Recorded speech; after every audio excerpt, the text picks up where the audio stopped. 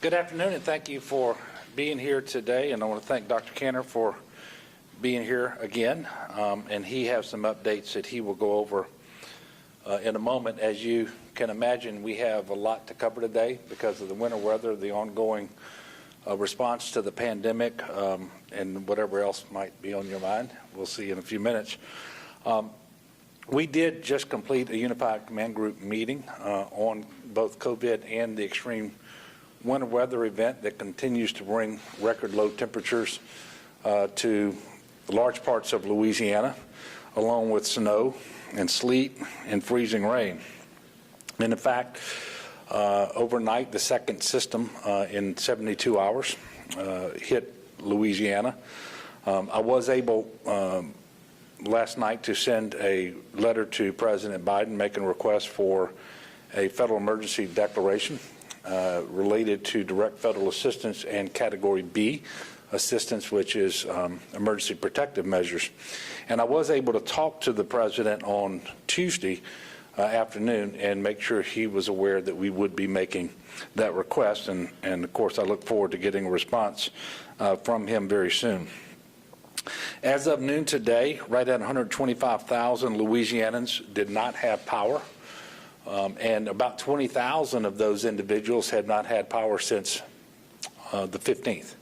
And most of those individuals were in the Baton Rouge area in the North Shore, and Energy is working hard and believes that the vast majority of those people will have power at some point later today. There are currently 98 water outages across the state, impacting more than 245,000 people. And there are multiple boil water advisories that affect almost 1 million people across the state. The National Guard currently has more than 960 soldiers and airmen activated in support of emergency operations, and that number increases as it needs to take on additional missions that they are being assigned. Currently, they're coordinating with GOSEP to support both bulk and bottled water deliveries across the state. They have distributed thus far about 28,000 bottles of water, and I can confirm that water's gone to Willis Knighton in Shreveport, Christus in Bossier, along with sites in Oil City and more in northwest Louisiana. But we're also working on bottled water distribution sites in places like Lake Charles. And I was able to talk to Nick Hunter today, and he made that request. Obviously, the infrastructure in in Lake Charles remains compromised from Hurricane Laura. And their water system is struggling because they have so many leaks on the private side of their distribution system, and many of those structures are no longer inhabited. And so keeping that water pressure up to serve the community has proven to be very, very challenging, and it's going to take some period of time, even after the cold weather lifts, for them to be able to make the repairs necessary. But they are doing things like shuttling water to their hospitals using fire trucks, for example, to make sure that they have the water necessary to stay in operation. And speaking of getting water to hospitals, I can tell you bulk water is being delivered as we speak by National Guardsmen using containers that deliver 5,000 gallons of water each. I know, for example, we have one of those containers in Alexandria right now at the Cabrini Hospital. But we also have several that are headed to Shreveport. The National Guard continues to provide generator support as well in Grant Parish, Wynn Parish. I have a request, I think, now from Evangeline Parish as well. And we know that they are working as well with DOTD, for example. I'll get to that in just a moment. When we talk about power outages and cold weather, we know that a lot of people are doing everything that they can to stay warm, as well they should. We just need for people to be safe in doing so. And generators produce carbon monoxide, which is poisonous, and it's lethal if you're not careful. And so please make sure that if you're using a generator out there that you engage in all the safety measures, such as ensuring that that generator never operates inside.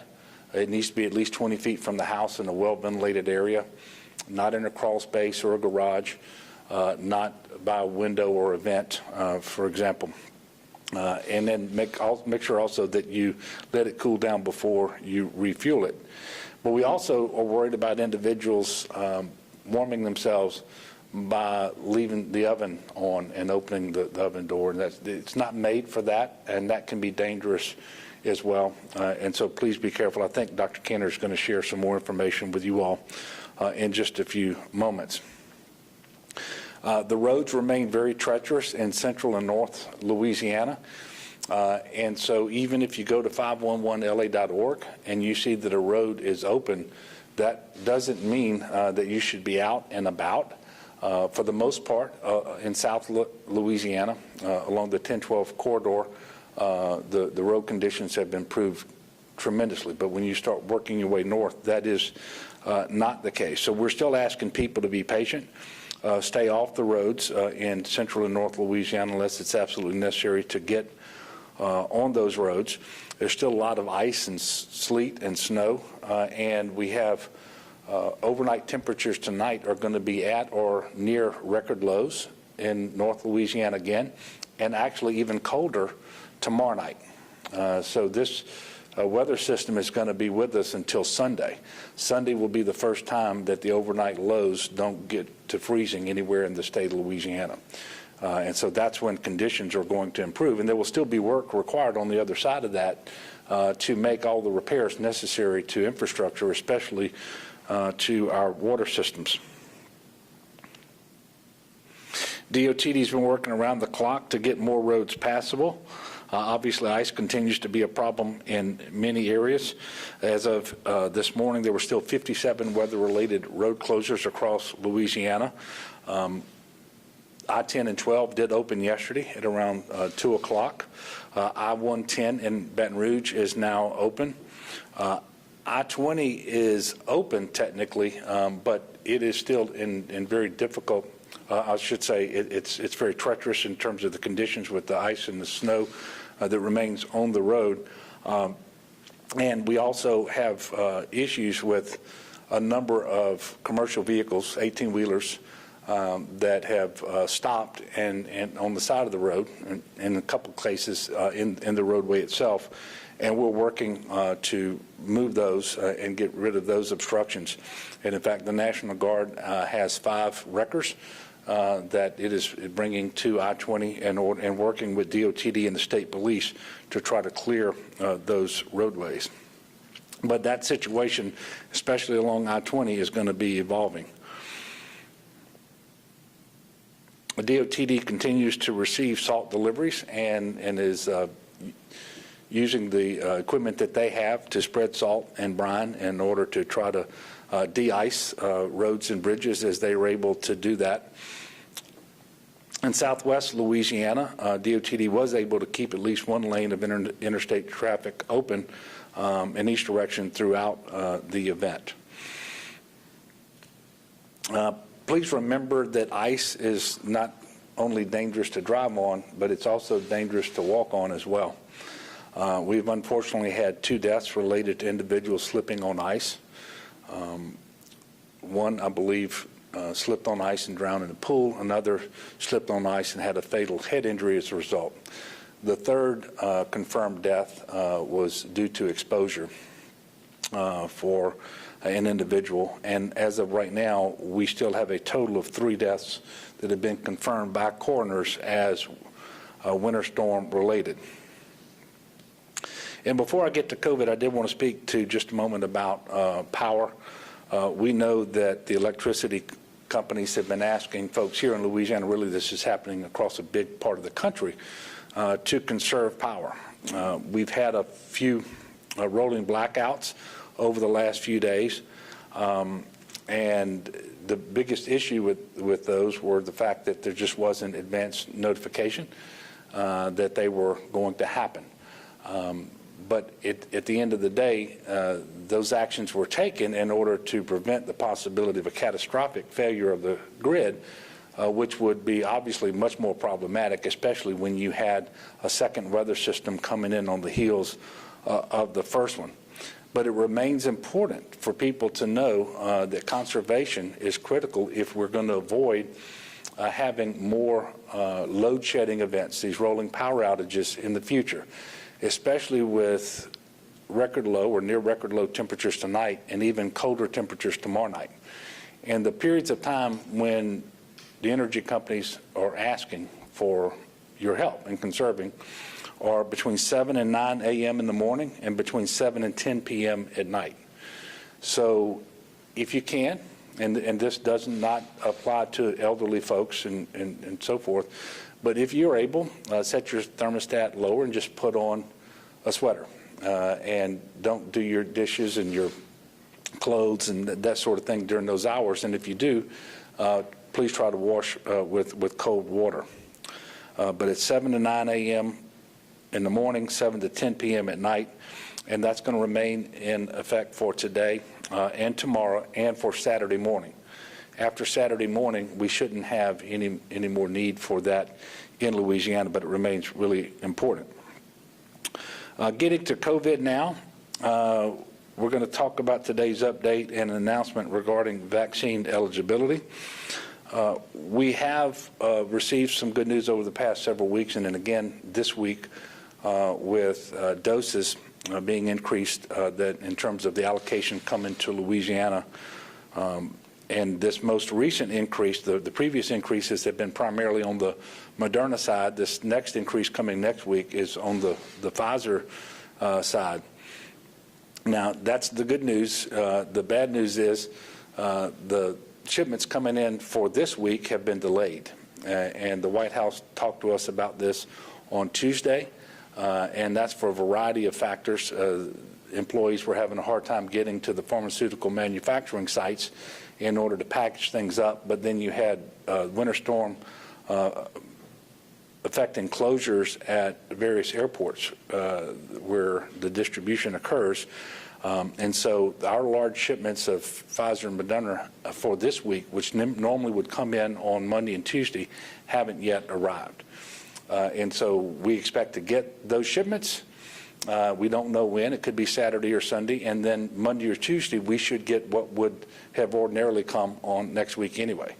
And Dr. Cantor is going to talk more about this, but bottom line is we're going to have to double up next week as best we can in terms of the number of doses that we administer in the state of Louisiana. But the good news is that the weekly allocations are increasing. We have at least 3 weeks of visibility on that now, and we've been told that those are minimum planning thresholds. And so we're more confident than ever that we can expand the number of Louisianans who are eligible currently to be vaccinated.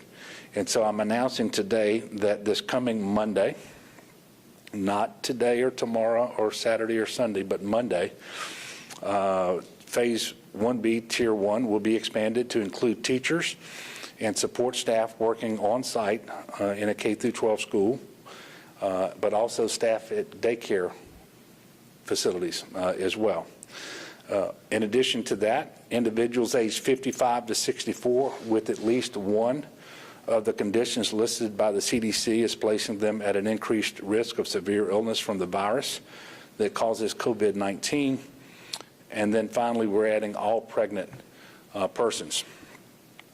So this is an additional 475,000 people by our estimates that are being included in the current order of priority, again, starting on Monday. And the lists, because I mentioned that age 55 to 64, you're going to have at least one of the conditions. Those conditions are cancer, chronic kidney disease, COPD or chronic obstructive pulmonary disease, Down syndrome, heart conditions such as heart failure, coronary artery disease, and immunocompromised state, weakened immune system, for example, from a organ transplant, obesity, severe obesity, pregnancy, sickle cell disease, smoking, and type 2 diabetes.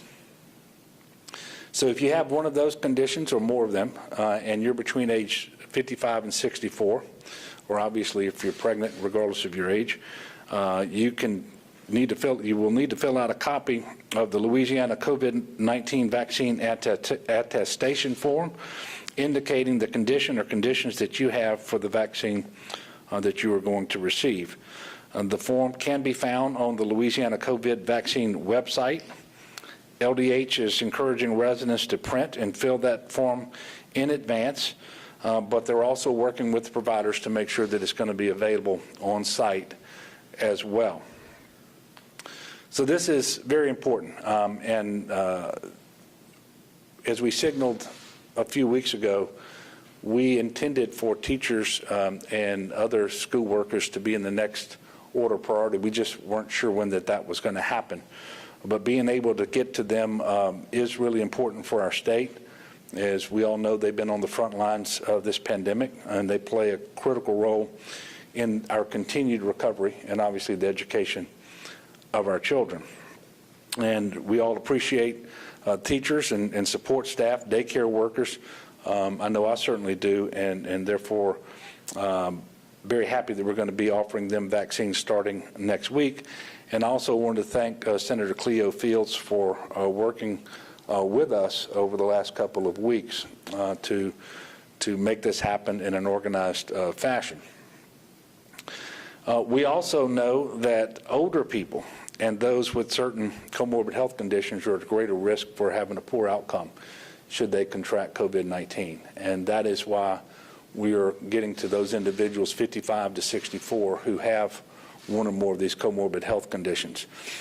So the decisions we're making are consistent with the principles we outlined at the very beginning, and that is we were going to follow CDC recommendations, the ACIP recommendations, if you will, to the greatest extent that we could here in Louisiana, consistent with the overarching goal of preserving our hospital capacity and saving lives. And that is what we're continuing to do. And with respect to individuals who are pregnant, as you all know, we've had challenges around maternal mortality in Louisiana for many, many years. We've had a number of initiatives over the last few years to address that. This is a continuation of that, but also is faithful to the CDC's guidance that we should make the vaccine available to pregnant women. So if you are pregnant, you have access to the vaccine now. If you have questions, please speak to your doctor about that. But do get vaccinated because it is safe and effective. To date, we've administered a little more than 812,000 vaccine doses. And the last utilization comparison that I saw was in terms of the total doses administered, Louisiana was 11th in the country in utilization. And as for individuals who have received their second dose, was, I think, number 8 in the country. I don't know how that's going to shake out after this week with all the interruptions we've had around the country. But I mentioned that to let you know that our team here at the state, but also a lot of local partners in hospitals and clinics and pharmacies and so many others are just doing tremendous work in order to make sure people can get vaccinated as quickly as possible. As far as today's numbers, we're reporting 832 new cases on 14,338 tests. Very sadly, we're reporting 15 additional deaths.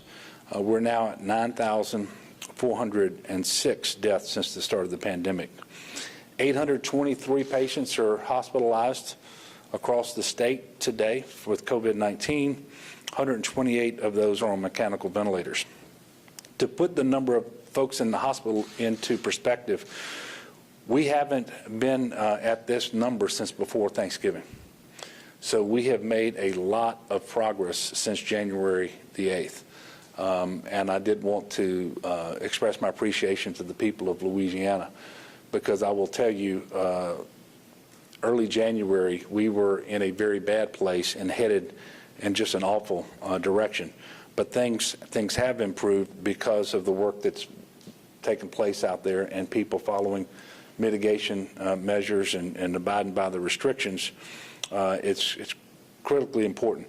And while we're much improved, baseline numbers remain relatively high in terms of new cases, in terms of hospitalizations, and of course we're still reporting far too many deaths every single day.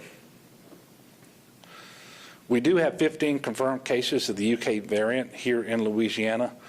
There are at least 32 pending cases, and likely many more than that across the state. And so my message to the people of Louisiana is quite simple. The UK variant is here. It is widespread. It is all over the state. And the CDC estimates that in as little as a month from now, it could be the predominant strain of the virus in the United States, and certainly here in Louisiana. The reason it makes a difference is because it is more easily transmitted. I think it's 50% more transmissible. And then there's growing evidence that you have a poorer outcome on average if you contract this strain of the virus. So it's serious, but the good news, to the extent that there's good news, is all of the mitigation measures that are effective against coronavirus are effective against this one as well. Masking and distancing and washing your hands, staying home when you're sick, getting tested when you believe you've been exposed, and getting the vaccine when it is your turn. Speaking of testing, it wasn't just vaccinations that were interrupted this week with the severe weather that we've had. Testing has fallen off significantly. Nobody ever likes that. You always want to know what's going on with respect to cases when you're in a pandemic. Regions 1, 3, 4, and 9. So that's the New Orleans area, South Central Louisiana, Acadiana, and the North Shore.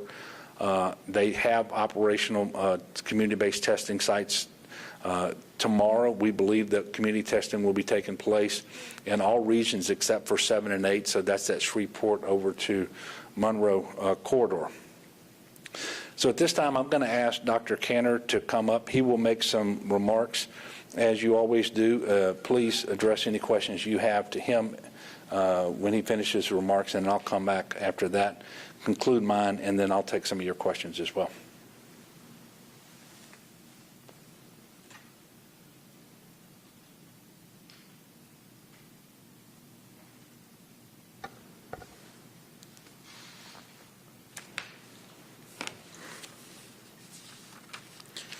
Good afternoon. Thank you, Governor. Thank you for your leadership.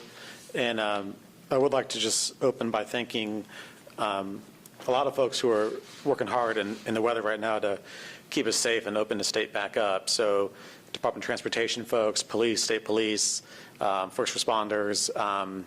There's a lot of people out there trying to keep things going, make sure hospitals get water, National Guard, make sure nursing homes are taken care of.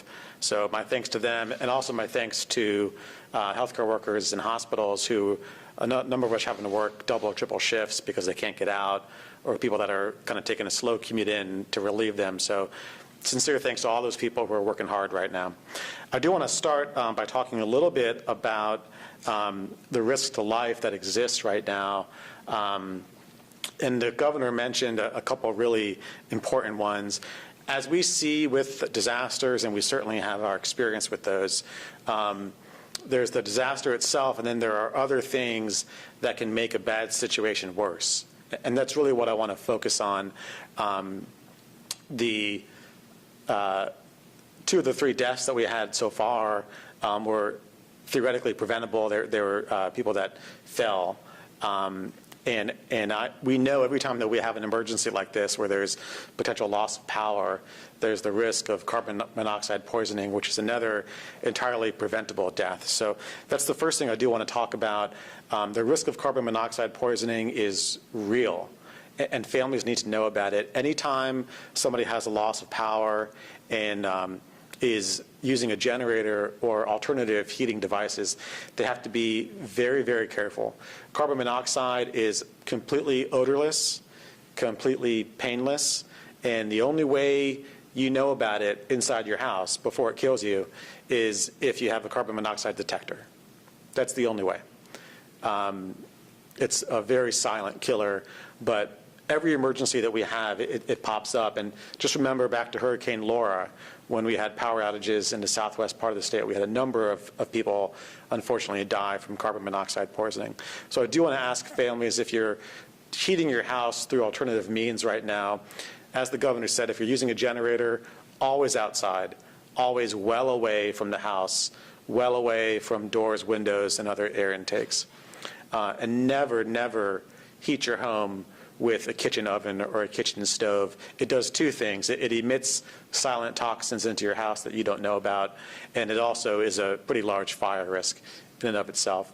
Those are two things that can help prevent making a bad situation even worse.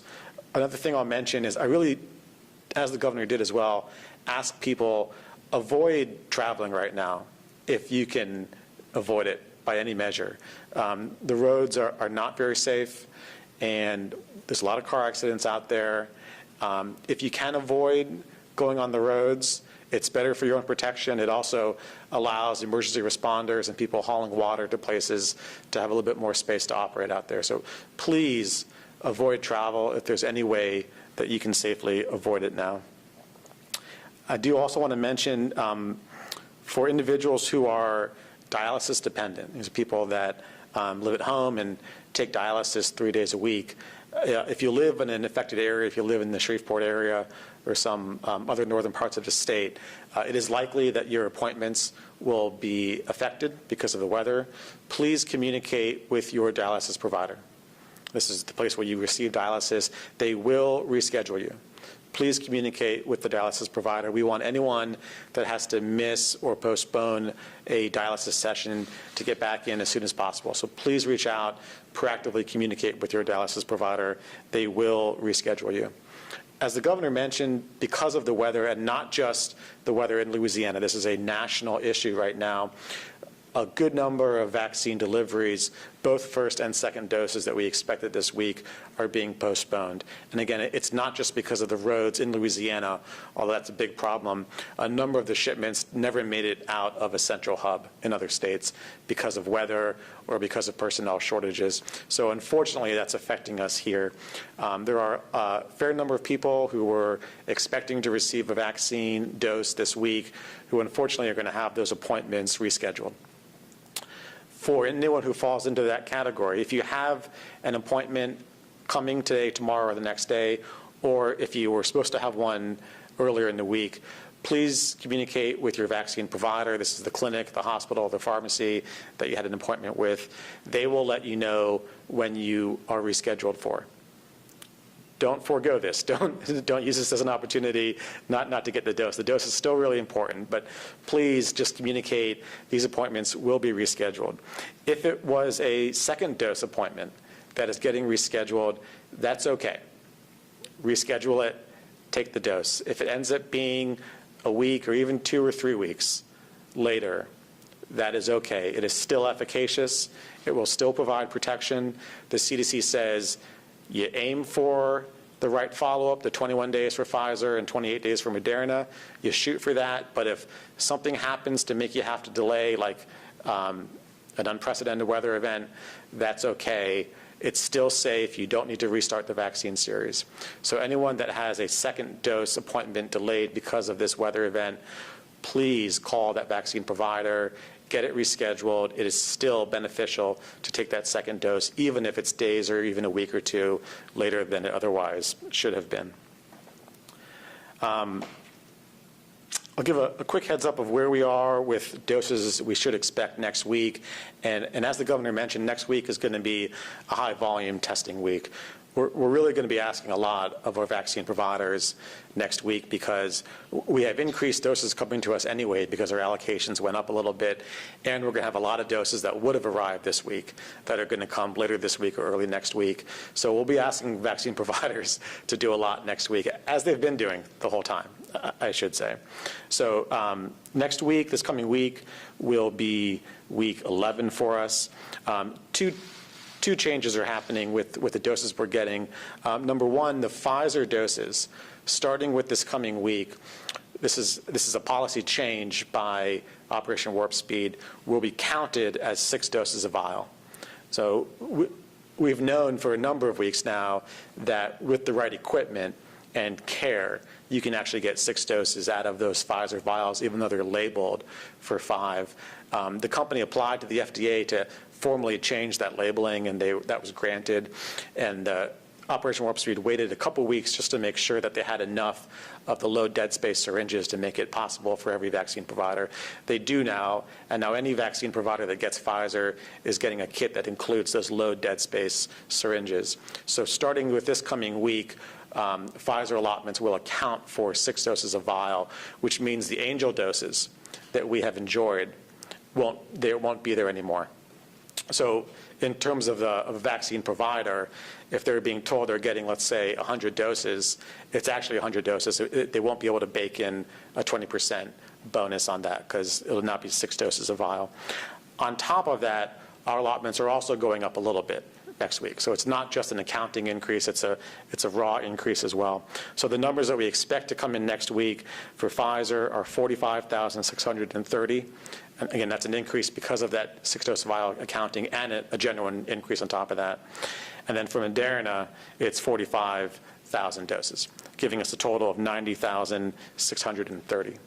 The other announcement to make on that is we are extending the federal retail pharmacy partnership program. In Louisiana, we had brought Walmart on as a partner a couple weeks ago, and we'll be bringing on CVS as a partner this coming week. So I don't know offhand how the weather is going to affect the shipments that they would otherwise have expected on Monday, but CVS stores will start to carry throughout the state through this federal partnership. Those are doses above and beyond what our normal allocation is, and we will include CVS locations that have vaccine in the Monday morning updates that we put on the website. We're very excited about this partnership. Again, it's more doses coming to the state than otherwise would have come to us.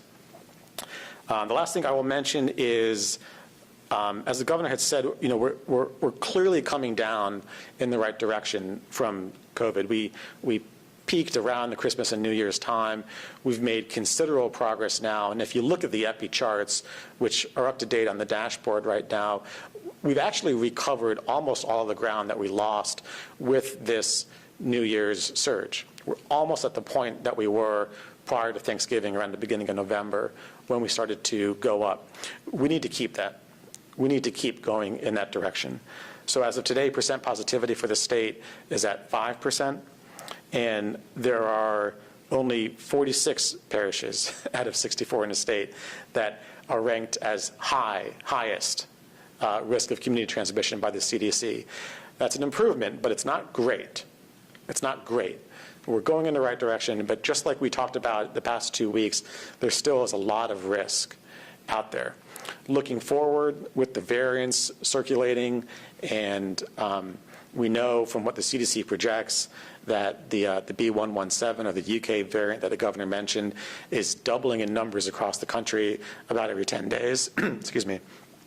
It's certainly possible that we have another spike in our future, and our goal right now, in addition to keeping yourself and your family safe, should be to drive transmission down as much as possible, so that if we do have another surge, we are equipped to weather it well, that we don't get ourselves too high.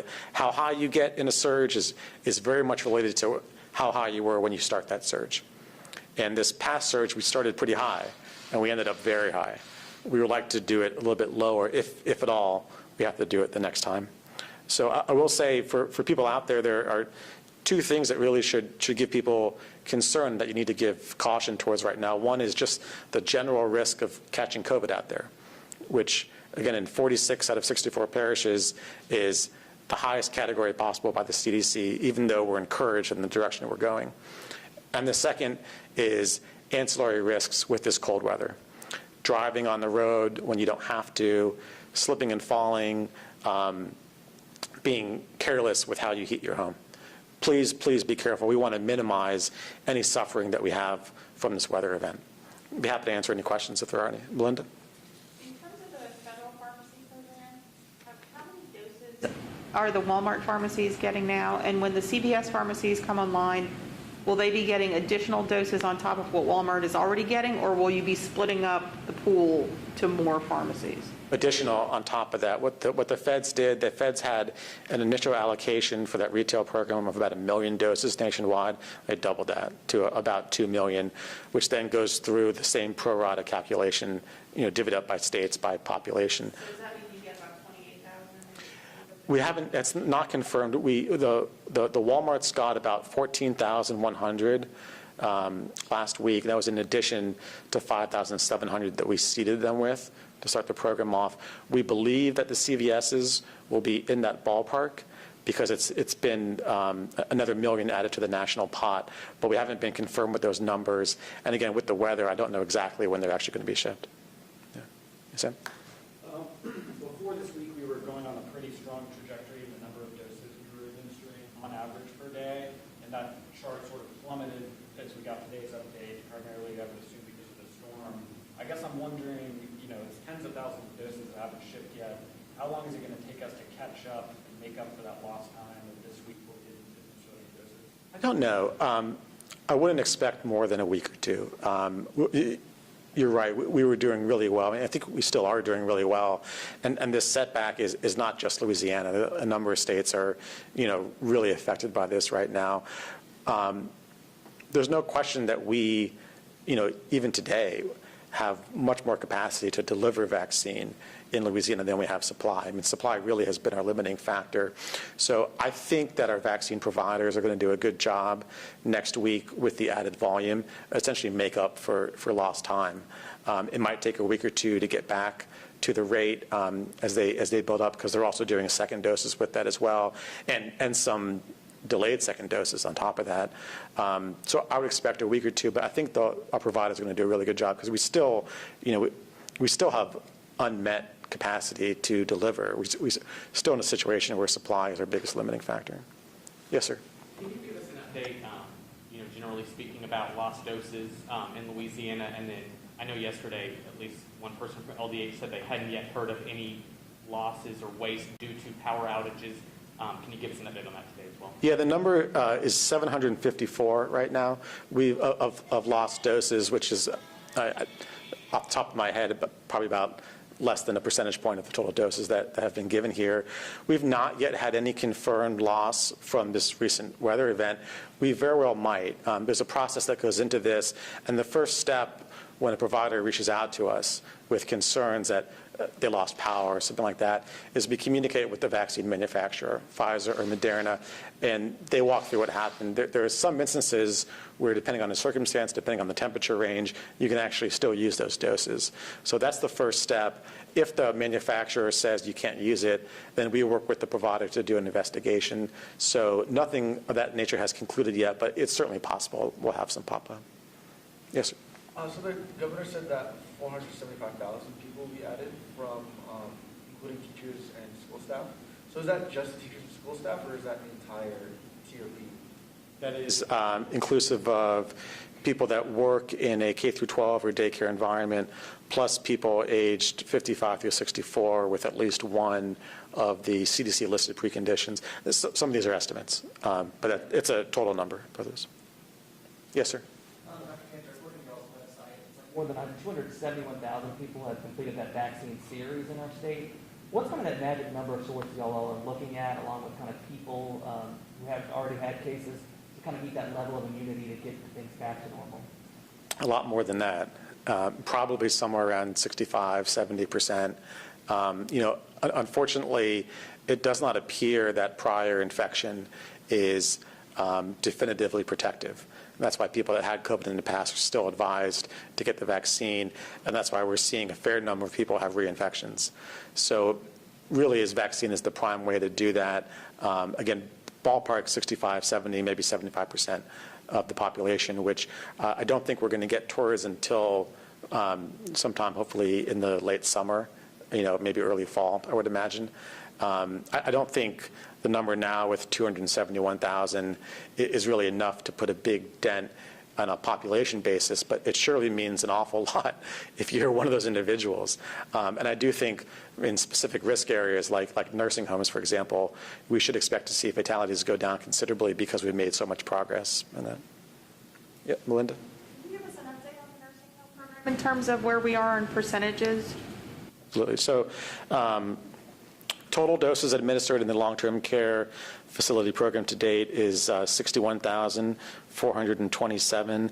That breaks down for resident doses of 39,824, staff doses of 21,603. 100% of the nursing homes have now completed their first round visit, and the majority of them have completed their second round as well. There are 3 visits typically for each facility. Each facility receives 3 visits, each one 28 days apart. To date, in the nursing homes, 83% of residents have taken the vaccine, and 38% of staff have. 38. Mm-hmm.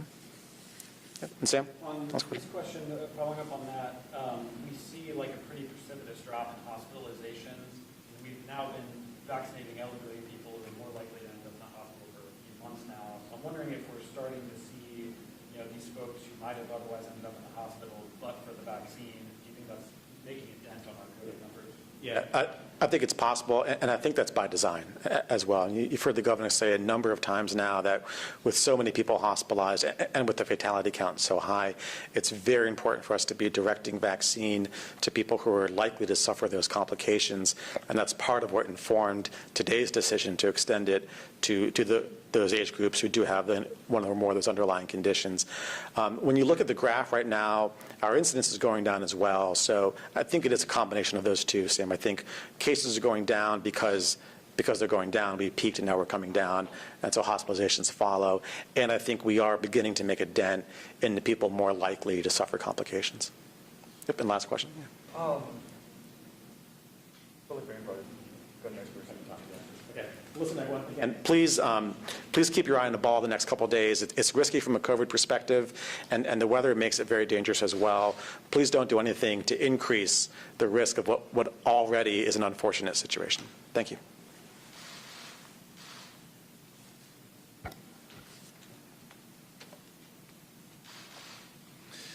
Thank you, Dr. Kenner. We in Louisiana, we're not accustomed to these extreme winter weather events. Thankfully, they don't happen that often. And this has been a very difficult week for our state and for much of the country. We are not out of the woods yet. We still have a lot of ice and snow on our roadways. We have electricity outages, and we have severe complications and disruptions with respect to our water systems. And further than that, tonight for North Louisiana, they will achieve record lows or near record lows. And then again tomorrow night, it'll be even a little colder. So this winter weather event is going to be with us until Sunday. Again, that'll be the first day where the low temperature nowhere in the state drops below freezing. So the longer the duration of an event, the more people who make poor decisions. And so just really want to encourage people to do everything they can to make the best possible decisions for themselves and their families, for their safety, be patient, be safe, but also check on your neighbors. If you've got someone living next to you who's elderly or needs special assistance, please check on them and make sure that they're warm enough, make sure that they have something to eat. And please do it while wearing a mask and staying physically distant as best you can.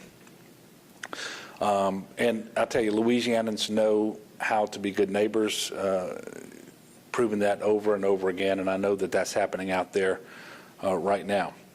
Our next scheduled press conference will be on Thursday of next week. Obviously, if we need to speak to you before then, we will reach out to you and let you know that we're scheduling a press availability. So with that, Sam?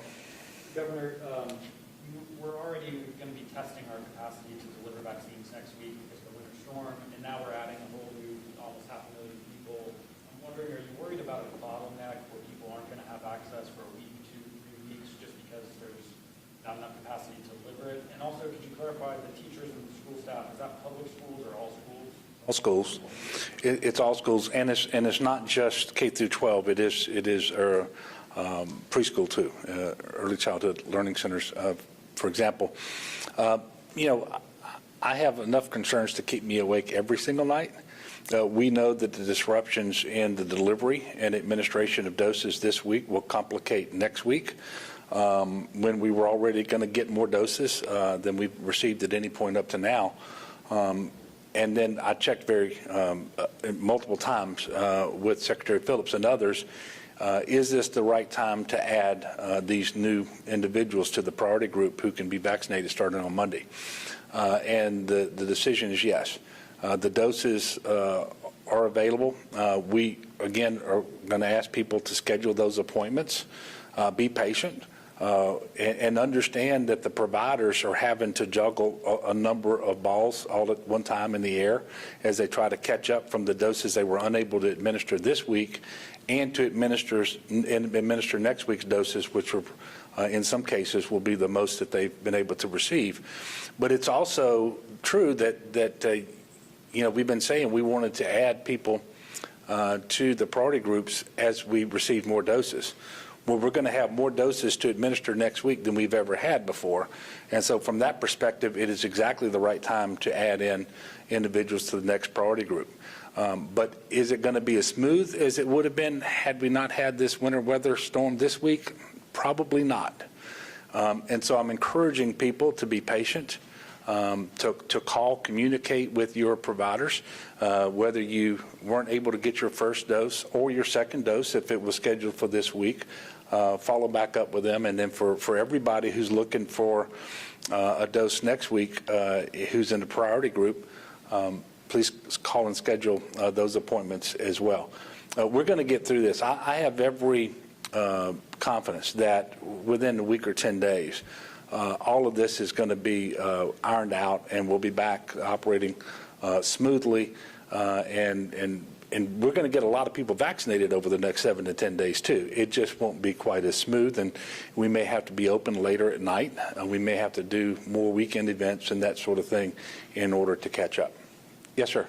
Governor, your wife is obviously a teacher as well. How important was this to get teachers vaccinated for you? Well, look, Donna was a teacher, and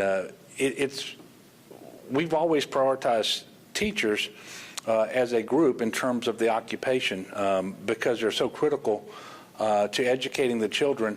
But also, if school is in session, then parents don't have to stay home with their kids, and especially K through 12 and in the lower grades. Distance learning is not optimal, and there are more problems with that and so forth.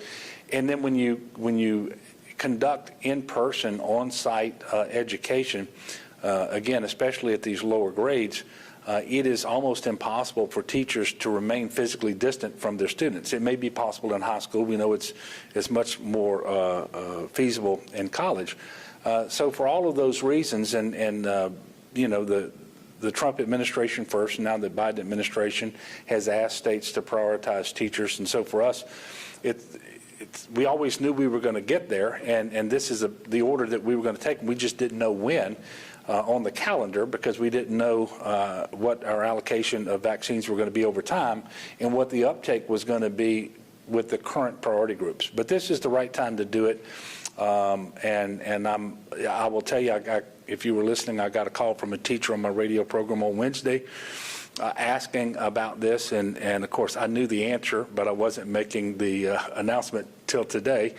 But so it is something that we've intended to do for a while, and I do want to thank all of the leaders in education in Louisiana for working with us on this, and I think it's the right thing to do, and I look forward, by the way, to expanding these priority groups over time as we are able to do it.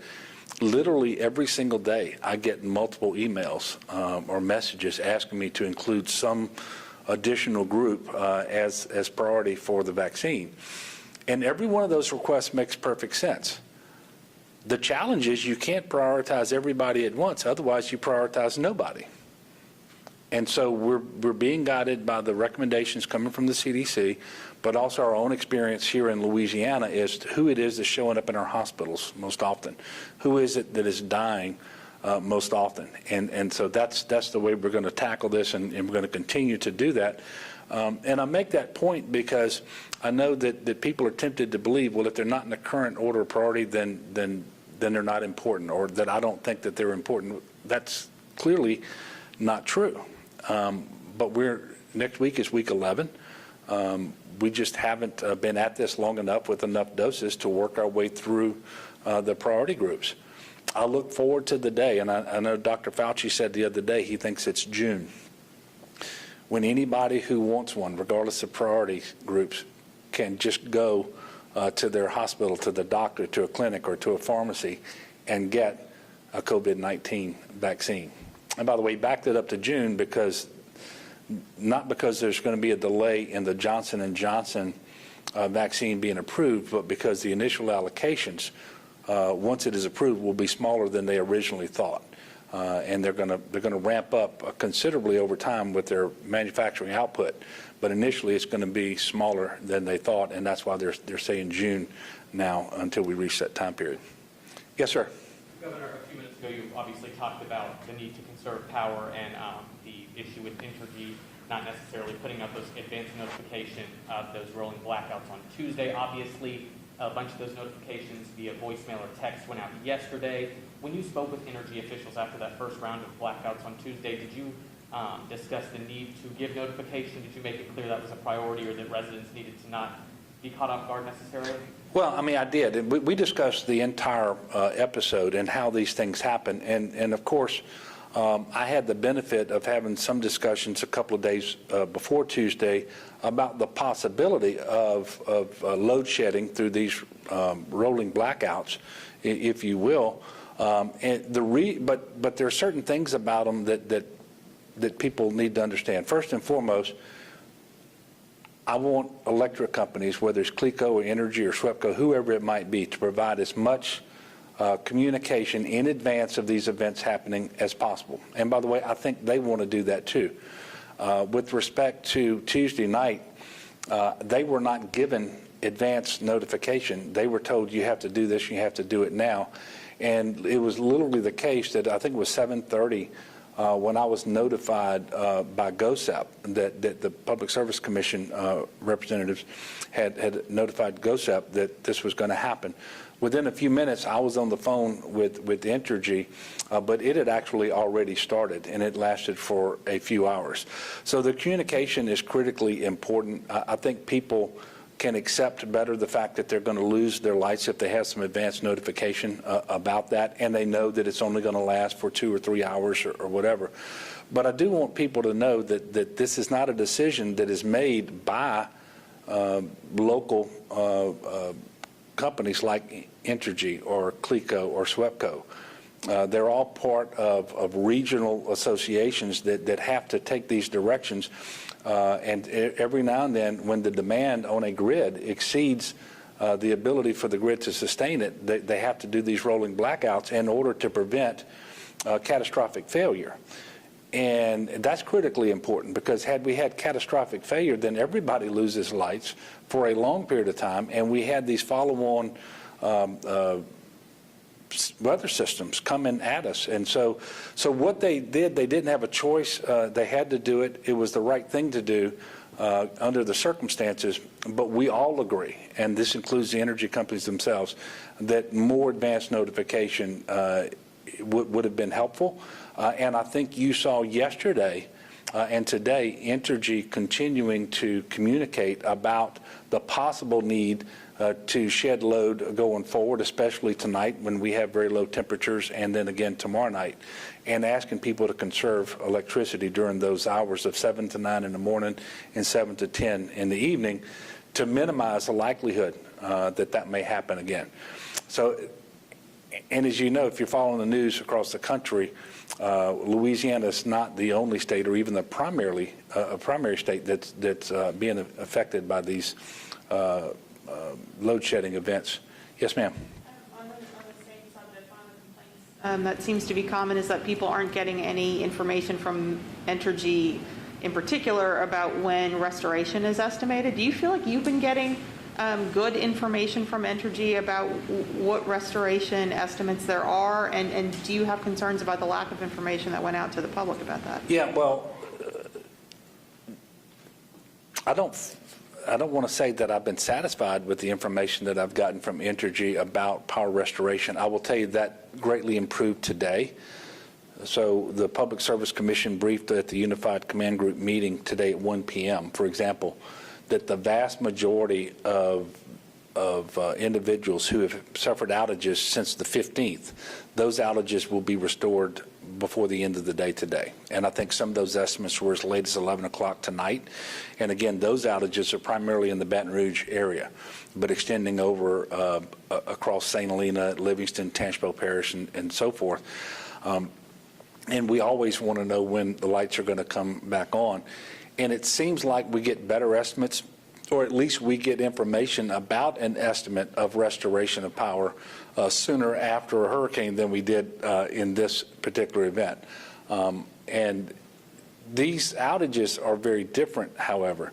There are times after a hurricane where the companies know that when they do certain work in a certain location, it's going to restore power to large numbers of people all at one time.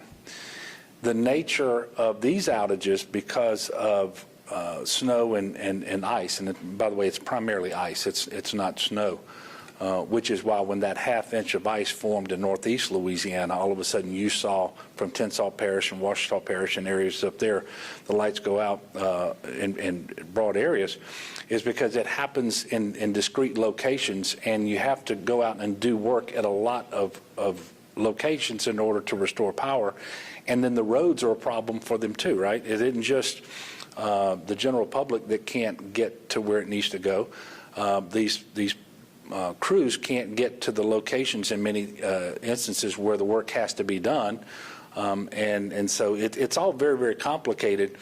But I think whether you're talking about power restoration or whether you're talking about these rolling blackouts, communication is very, very important. And that was lacking initially. And I think yesterday and today it has gotten much, much better. And that's what we would expect to happen from here on out and for the next events as well. Any other questions today? Well, I want to thank you all for continuing to cover this, and thank you as well. We will see you all next Thursday, unless we have reason to get with you sooner than that. Everybody, please be safe out there. Be patient and check on your neighbor. It's critically important that we do that. And then let's work as best we can together to get through this weather event. And we know that that's not going to happen before Sunday. So we still have a couple of 3 days to go. And I'm optimistic that we're going to get through it and get these systems repaired just as soon as we possibly can. But I do need everybody to please be patient and understand that if you're out there too early and you put yourself in harm's way, then the first responder is being needlessly put in harm's way in order to come out and try to render assistance to you. So let's be patient, let's be good neighbors, and then we'll see you next week. Thank you.